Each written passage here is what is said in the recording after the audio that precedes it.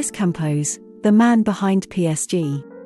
Kylian Mbappe, Bernardo Silva, Fabinho, Victor Osimhen are all major footballing stars in their own right, but there is one man behind them all.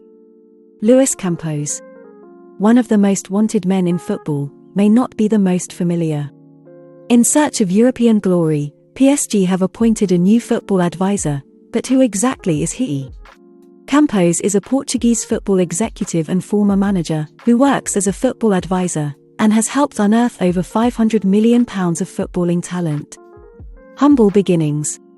In his early days, Campos began coaching in the lower leagues of Portugal, at the tender age of 27 with Leiria, and managed several amateur teams, and eventually professional teams in the Portuguese top flight. Campos' teams operated with the focus upon possession, and intensity off the ball, producing eye-catching performances. Most striking, however, was his most significant coaching achievement in 2004.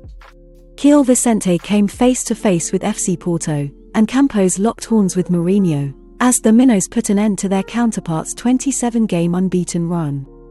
Real Madrid.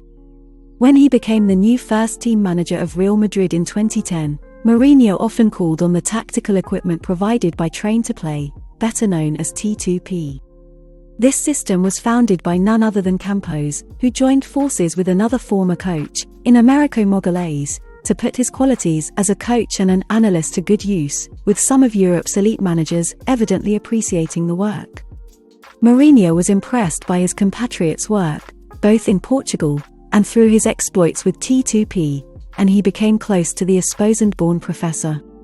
He then hired him as a tactical analyst and talent scout at Real Madrid in 2012, tasked with analyzing opposing teams and identifying suitable transfer targets from around the world. Working under the manager aided him in his understanding of how the value of rigor and requirement should be appreciated in modern football, with his experience aiding in the analysis of how character distinguishes elite players from those with only talent. AS Monaco. Campos got his big break in football in 2013, when Monaco swooped in to sign him, initially as an advisor.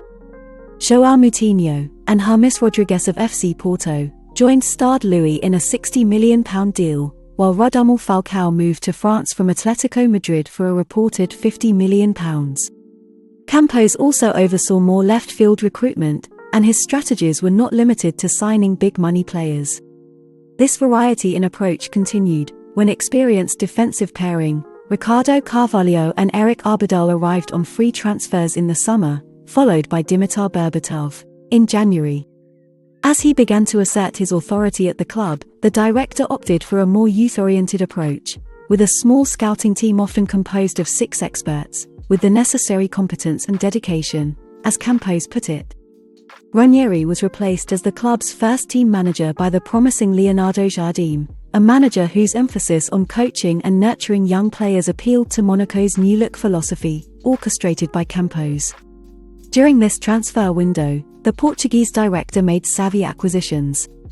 Bernardo Silva joined from Benfica for £12 million, while Bakayoko joined from Rennes for around £8 million. Campos placed a high value on seeing potential transfer targets in person. He mentioned how he used to live in hotels during his time at Monaco, and how personal viewings of players were crucial to his recruitment methods. This was to enhance his ability to judge an individual, and not just the footballer. Campos left Monaco in August 2015, but the success of his work was evident. Jardim led the club to a third-place finish in Liga, before winning the title, and reaching the Champions League semi-finals the following season, mostly through the director's market prowess. Lille. I don't want to appear arrogant, but I assure you I will create other masterpieces like this in my career, Campos said in a 2017 interview. When Gerard Lopez took over at Lille towards the end of 2016, fresh ideas were required, and the new owner opted to pursue Monaco's former technical director to head up the recruitment team at the Stade Pierre-Mauroy. Campos oversaw the departures of 22 players, with 17 fresh faces arriving at Lille, as they overhauled the squad, with Marcelo Bielsa leading the first team into the new season. With 12 points amassed from only 13 top-flight games, Bielsa was relieved of his duties after a catastrophic short-lived tenure at the club. Christophe Galtier, who had enjoyed several successful years with Saint-Étienne, replaced Bielsa and helped Lille narrowly avoid the drop down to Ligue 2, finishing in 17th place as tensions eventually eased. It's safe to say that the Lille sporting director delivered and produced one of the most impressive transfer windows from a European club that year.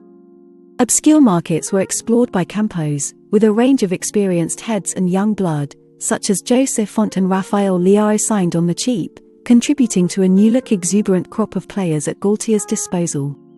Galtier delivered. Once again, a manager had won Liga, based on a crop of exciting players, recruited by Luis Campos.